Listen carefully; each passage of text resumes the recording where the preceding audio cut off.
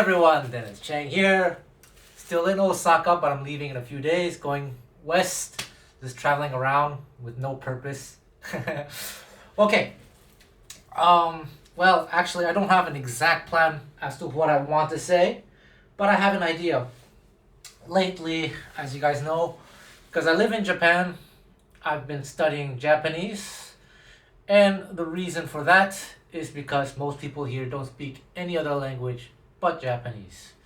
If you don't speak Japanese and you live here, it's really, really, really hard. So, really focusing on just that.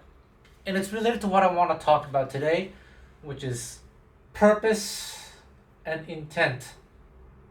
So the title of the video is Why You Should Not Study with Talented People. And there are many analogies I can make between playing music, jazz guitar, and learning Japanese, or just learning a language in general. I've come to realize, I've always known this, but it's just from studying Japanese and taking a lot of lessons, is that a lot of Japanese people, or whatever language, or even music, who speak naturally are not necessarily good teachers, nor do they necessarily know anything about the thing that they do well. And that's exactly the same with music. There are so many players, especially that I've worked with on DC Music School. Some people ask me, hey, I don't believe what X or Y says, that they don't know theory or they don't know this. I just don't believe. I think they're saying that to show off. Actually, it's true. It's true that they don't know much.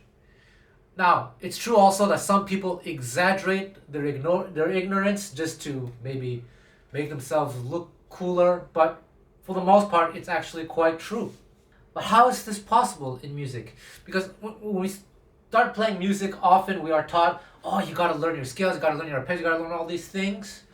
All these things that a lot of these natural players didn't actually work on. Now, you have a camp of players who grew up under the system of grammar, theory, and everything, myself included, who did work on these things.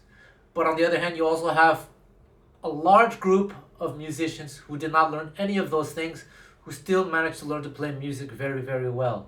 And these people, when you take lessons with them, some of them offer lessons, but you don't really get anything out of them because they are not really good pedagogues. Either they don't know what it is that they're doing, or they know what it is that they're doing, but they don't really know how to explain it or how to convey it in a way that is accessible to you. So the late Pat Martino, I hope no one takes this in the wrong way and starts complaining, but he had this way of talking that made him sound like a mystical guru, and he is. He's quite the philosopher. But he would explain simple things in very abstract and complex ways, when if you were to just ask me to explain the same thing, I could explain it to you in a very, very simple, easy to understand way. Now, why exactly Pat Martino explained things that way, that will be a mystery.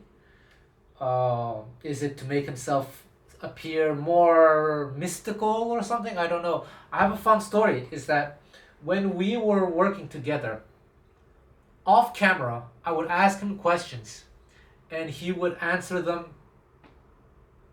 directly with a straight, simple answer. But then when I asked him to say the exact same thing on camera, he would switch the tone of his voice and start going really, like speaking parables, really. So that was very interesting. I know that Jimmy Bruno was best buddies with the late Pat Martino, and Jimmy used to give Pat a lot of crap for his whole mystical persona. But again, I hope no one takes this the wrong way. You gotta be careful nowadays on the internet. People are so incredibly sensitive. It's insane. Myself included. Don't hurt my feelings. So this morning I had a Japanese lesson where I noticed the teacher actually made a mistake. I wasn't sure it was a mistake. So I asked the teacher, hey, are you sure you meant to use this form and not this other form? And my teacher thought about it. Like, oh, you're right. Oh, I'm glad you caught it. So even for Japanese certain things can be very difficult unless they've really put a lot of thought into it. Or another one, a lot of people don't know this about the Japanese language, even the Japanese themselves. There's actually a thing called pitch accent. And Japanese is actually a pitched accent, not like Chinese, but it's in its own way, its own unique way. And a lot of Japanese people are not aware of it. They're aware of it without being aware of it. It's kind of weird. Actually, the best example I can give to you is the first language that I ever spoke, I think, was Taiwanese. My parents are from Taiwan. And apparently the Taiwanese language has many, many tones. I couldn't even tell you what one single tone is. I have no idea. All I can do is just speak the words that I know with the correct accent. And what makes it even harder is that in Taiwan there are many accents. Just like in Japan, there are many sets of pitch accents depending on the region. So it gets really complicated like that. I remember I was talking to a Japanese person telling them, oh yeah, lately I've been working a lot on this whole pitch accent, and they had no idea what it was. I had to explain to them, and then they would say, oh wow, it's true, you're right, we do change our accent in this way or that way. And I remember when I was working with Stokolo Rosenberg many, many years ago, he was trying to show like a phrase. And I told him, oh, I think you're using this picking pattern. Because he didn't know how to break it down, he just knew how to do it. And when he had to slow it down, he would change the picking pattern. I told him, I think you're doing this. And I remember he told me, no, I'm not. I'm pretty sure I'm doing what he thinks he thought he was doing. And then when I told him, like, look at your hand very carefully, do it. And then when he sounds like, wow, you're right, I am doing that. So a lot of these natural players, you have to be careful if you choose to study with them. You might not be able to get much out of them in terms of explanation. But that is not to say that taking lessons with them is a waste of time. Because after all, I'm taking a lot of... I have many, many, many Japanese teachers. I put in a lot of money into my Japanese language education. I've gone through so many teachers. And if I can be very, very honest, I hope that most of them won't watch this video. I only have maybe one or two good teachers out of multiple. So why am I studying with quote unquote not so good teachers? That's part of the topic of this video. Because in the end, it is not about the teacher. Well, it is a little bit. The point I want to make in this video, it's all about you. Before you even consider lessons or anything like that, you have to work on yourself. You have to be the kind of student that wants to truly progress. And this is a choice you have to make. I've made many videos like this, so this kind of similar content, but maybe explain in a different way. What are your reasons for wanting to get better? And the more specific you can get with this question, the better it is. So for example, one thing that I've noticed, and I've taught a lot of gypsy jazz over the years at camps like Django and June, check it out. You have these players who progress, and you have players who don't progress. What is the main difference? There are a few things. I made a video about talent, but let's just not talk about that for now. One thing that I've noticed is that the players who tend to progress are players who are self-reliant and have a very specific purpose. So for a lot of them, they play in bands. If you play in a band, you have a purpose already. You have to develop a repertoire. You have to be able to play said repertoire from beginning to end without butchering it. The standard isn't so high, right? So you have to acquire a number of skills in order to be able to do this, in order to play in a band. So that is already a purpose. Such players tend to progress, and they tend to know how to practice, especially if they can do such said things. And then you have other people who are expecting the teachers or someone else to do all the work for them, or that's just not how it works though. I see this in the Japanese language learning community. Sometimes I check out Reddit or Facebook groups, and I see, quite honestly, a lot of really, really dumb questions. And I'll say they're dumb, because they'll ask a question that you can Google and you'll get the answer right away. the fact that they didn't even think about Googling it makes it a dumb question. Hope that doesn't trigger some of you, but isn't it logical? If you're gonna Google it, you'll find the answer. And even after Googling it, you're still not satisfied with the answer, okay, then you can start to ask people. But then, my next thing is, why ask random strangers? If you're really serious about getting the really, really, really correct answer, then you find a number of professionals. So this is the reason why I have many Japanese teachers, because Japanese is a community language. There's actually an expression that we have the same in other languages, but it's 10 people, 10 colors. It's a Japanese expression. What basically means you ask 10 people, you'll get 10 different opinions. So Japanese is a community language in that sense. People will have different opinions about different things. And that's why I have many teachers. I ask a lot of them the same questions. I'm sometimes very surprised at the different answers that I get. Sometimes contradictory answers. I'll give you one example. Let's say when you're counting time, like 10 minutes. A lot of teachers will probably teach, like let's say 10 minutes, 10分, 10分. And I remember I went to a class one time and one teacher says, no, you're saying it wrong, Dennis. I was like, whoa, did I learn things wrong? Said it's not 10分, it's 10分, 10分. So then I got confused, and that teacher really insisted on that. It's 10分. So then I asked yet another teacher, was like, hey, what is this 10分and 10分? And that teacher said, actually, they're both acceptable, but if you say 10分, you kind of sound like an old person. It's old generation, like a very old generation of a certain region. And actually, the person who insisted I should say 10分happened to be someone in their 70s. So imagine if a young person starts speaking that way. It sounds so weird. And a lot of languages are the same as well. I see like on the internet, people of an older generation giving the younger generation some crap about the word transcription. Because transcription in the old days meant taking a solo or whatever and writing it down, transcribe. But nowadays, young people, when they use the word transcribe, it's used to mean just figuring out about it, not necessarily writing it down. So things change according to generation. In fact, yesterday I was watching a video about the Cantonese language, and the speaker said the exact same thing, because there is no real standardized Cantonese according to this person. I don't speak that language, because there are different accents depending on the region, depending on the family, and also depending on the age. Old people have a different kind of accent than younger people, apparently different also vocabulary, lingo, and all that stuff. And so it is with music as well.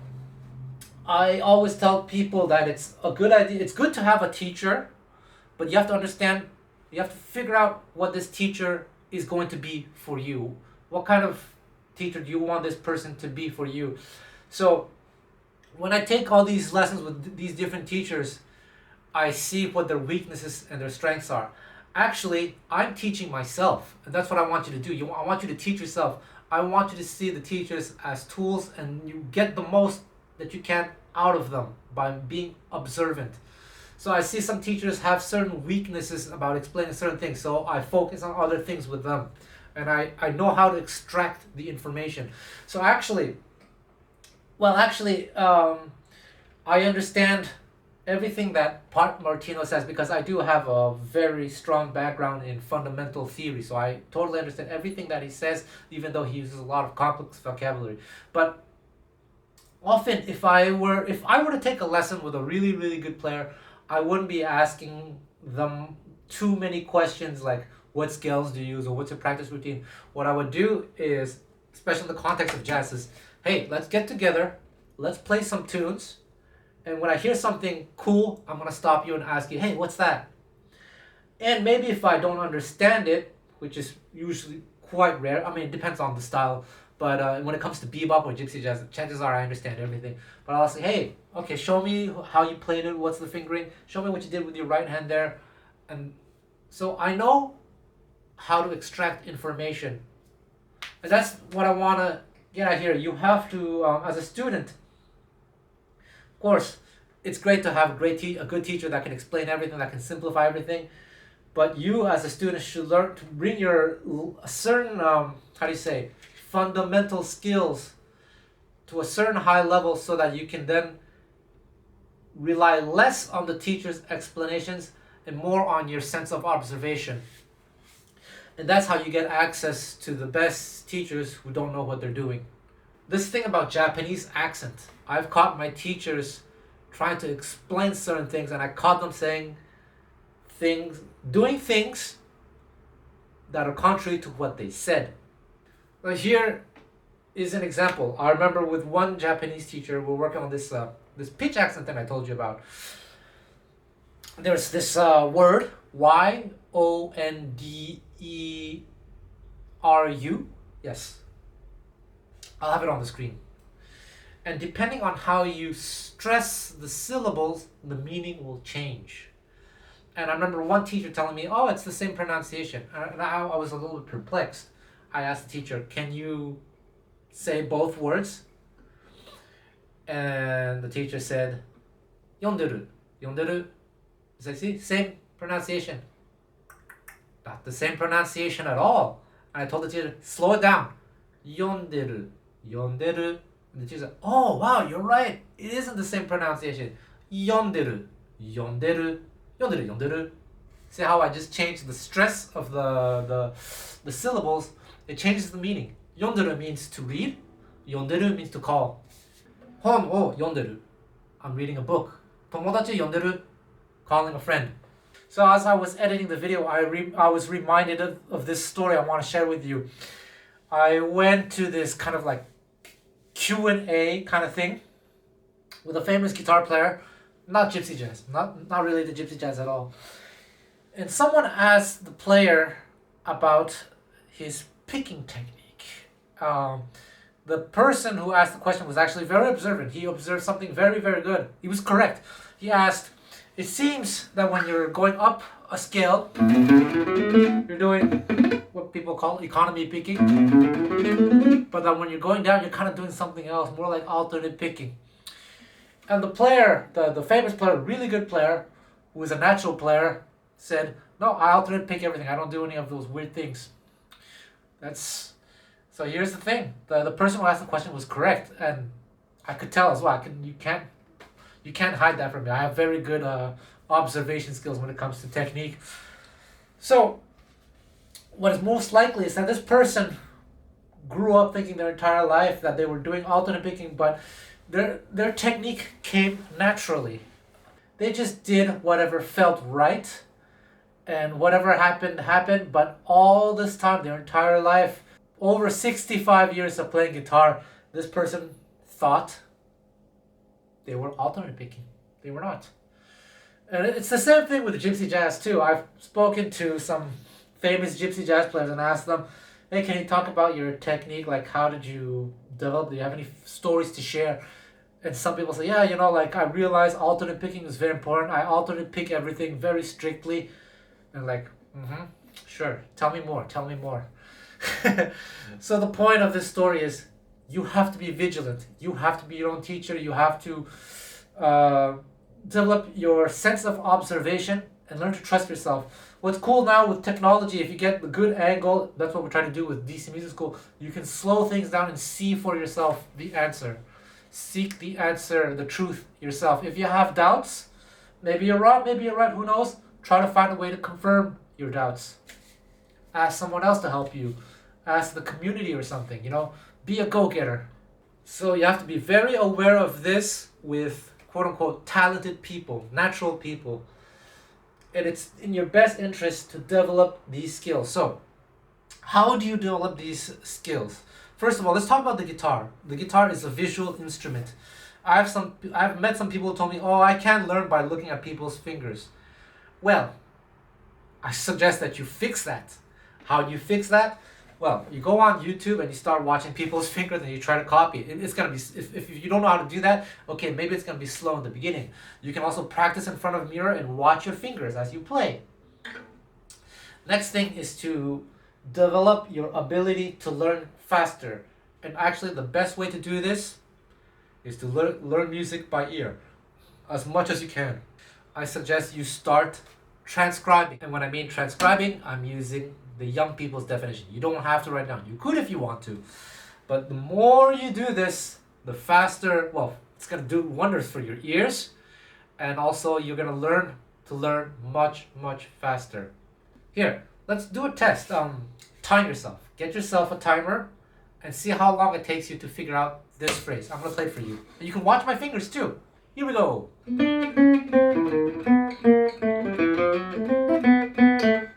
Here it is again.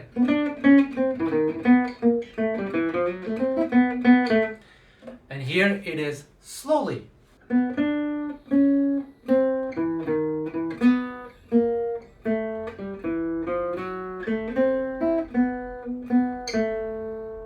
One more time fast.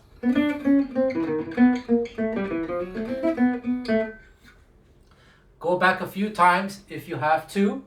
And now I'm going to show you each note individually. See if you can pick this up. Well, see if you can pick it up the way I was showing it to you before. You can use the pause function and the rewind function. But now I'm going to teach you every single individual note without telling them. Just put my fingers down.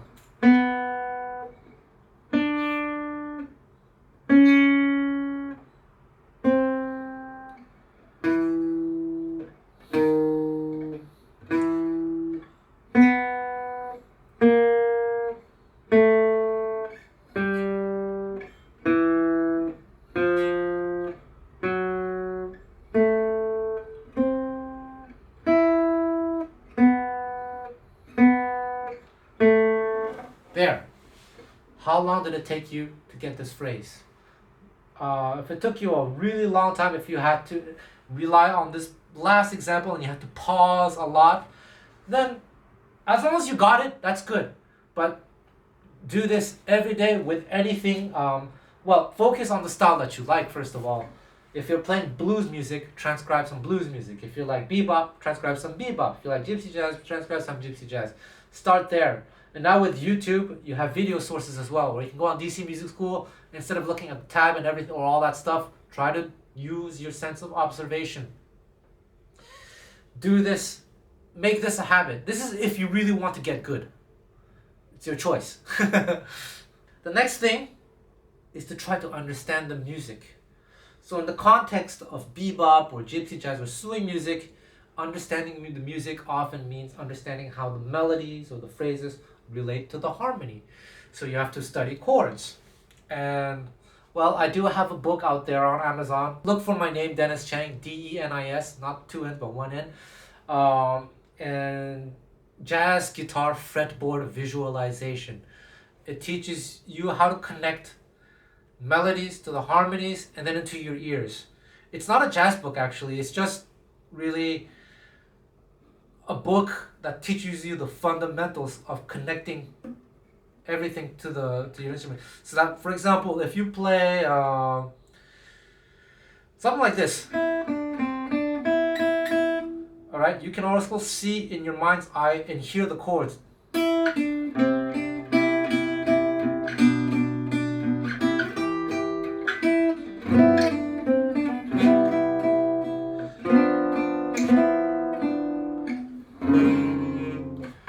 By doing this, you can then come up with the harmonizations on the spot. So it's seeing the melody and the harmony as being two sides of the same coin. Because a lot of people are not doing that. They're treating melody as a separate entity and harmony as another separate entity, but I bring them together. So this is one of the keys for me to be able to learn really, really quickly. You do these two things. Make this a habit. Do this every single day, and you're never going to be in a rut. And then you're going to be able to learn much faster. Your ears will be faster at understanding what's going on. And also visually, you can see people's fingers and, oh, okay, just put my finger here and all that stuff. And then you can start taking advantage of all these players who unfortunately don't really know how to explain what they're doing. And then you're going to have a lot more fun at like some of these music camps, like gypsy jazz camps and everything. Because actually, in the gypsy community, for those of you who play gypsy jazz, a lot of gypsies really don't know the names of the notes on the fingerboard. Like I remember, it was Rocky Gresset, and it was actually Chow Limburger. We were rehearsing together, and Chow was trying to teach him a song. and I think the chord was E minor, and Rocky was like, "Is this E minor? No, go down. Is this E minor? No, go down again. Is this E minor? No." And Child's like, "What the F? How can you not know what E minor is?" And the way I showed it to him is like, I just grabbed the guitar. Hey, it's just this chord. And then as soon as I played this chord, Rocky was, "Oh, okay, yeah." He had all the variations. He didn't have a name for it, but he just understood how it worked. Once he heard it, he knew what it was.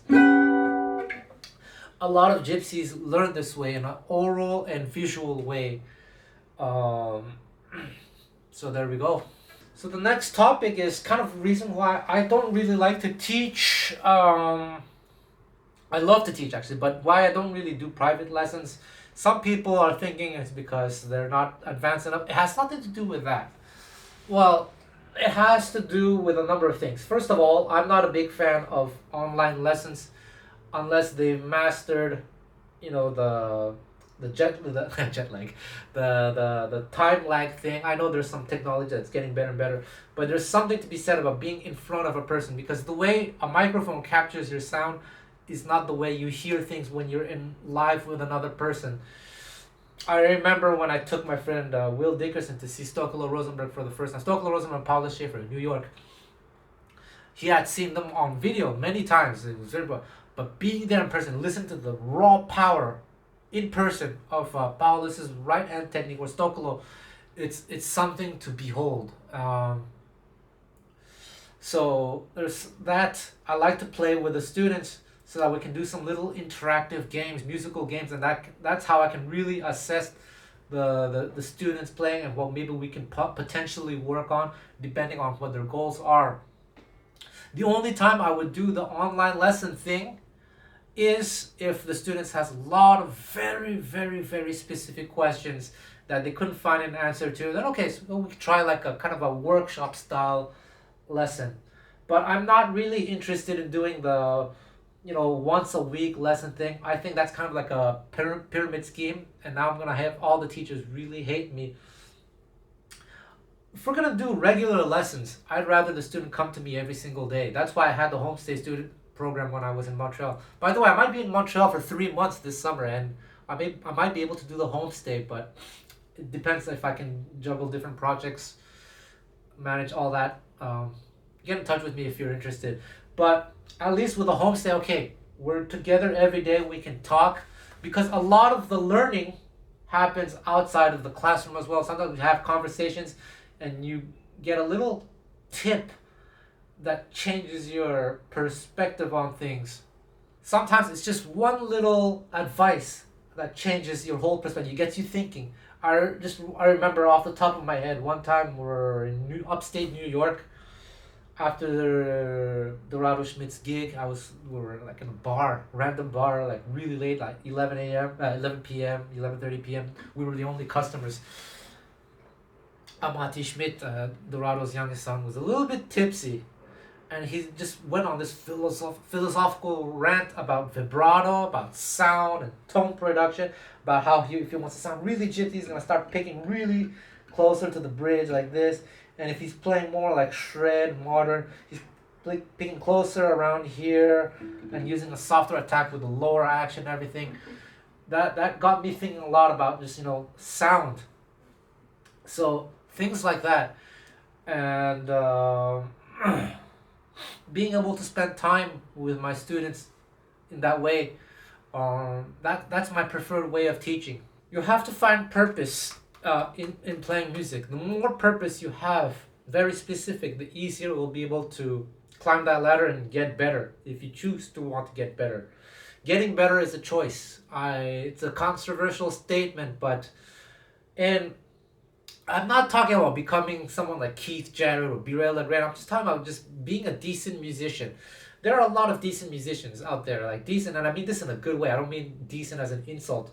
Being an average musician means you're a good musician. That you can do all the things that I talked about earlier. Play a gig from beginning to end, not really butcher the repertoire, be in time, good sense of dynamics, like somewhat coherent solos.